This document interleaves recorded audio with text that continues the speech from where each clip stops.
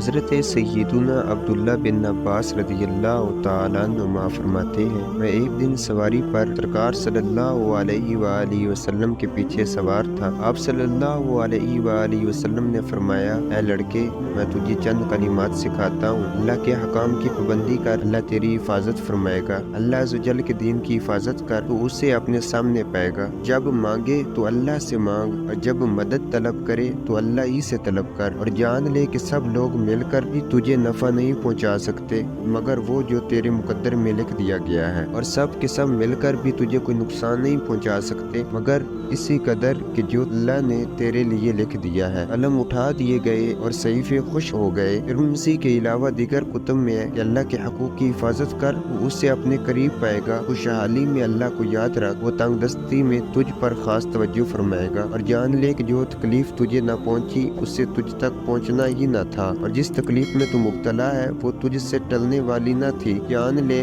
مدد صبر کے ساتھ ہے، اور کشادگی رنج و غم کے ساتھ ہے، اور تنگی کے ساتھ آسانی ہے۔ حضرت سیدنا ملا علی قاری علیہ رحمۃ اللہ الباری مرقات شرح مشکات میں فرماتے ہیں، یہ حدیث ان روایتوں میں سے ہے جس سے عبداللہ بن عباس رضی اللہ تعالیٰ عنہما نے سرکار صلی اللہ علیہ وآلہ وسلم سے براہ راست سنا ہے، ورنہ حضرت عبداللہ بن عباس رضی اللہ تعالیٰ عنہما سے مروی اکثر روایات بالواسطہ ہے لیکن سب معتبر ہیں۔ آپ رضی اللہ تعالیٰ عنہ ہجرت سے 3 سال پہلے پیدا ہوئے۔ حضور صلی اللہ علیہ وآلہ وسلم کے وصال کے وقت آپ رضی اللہ تعالیٰ عنہ کی عمر شریف 13، 15 یا 10 برس تھی، لیکن آپ رضی اللہ تعالیٰ عنہ اس امت کے بہت بڑے عالم بنے کیونکہ حضور اکرم صلی اللہ علیہ وآلہ وسلم نے آپ کے لیے علم و حکمت اور فقہ کی دعا فرمائی تھی۔ آپ رضی اللہ تعالیٰ عنہ نے 2 مرتبہ حضرت جبریل علیہ السلام کا دیدار کیا، اور آخری عمر میں آپ نابینا ہو گئے تھے۔ ابن زبیر کے دور میں 78 ہجری میں طائف میں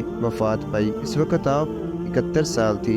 آپ رضی اللہ تعالیٰ عنہ سے کثیر صحابہ اور تابعین رضوان اللہ تعالیٰ علیہم اجمعین نے روایات بیان کی ہے۔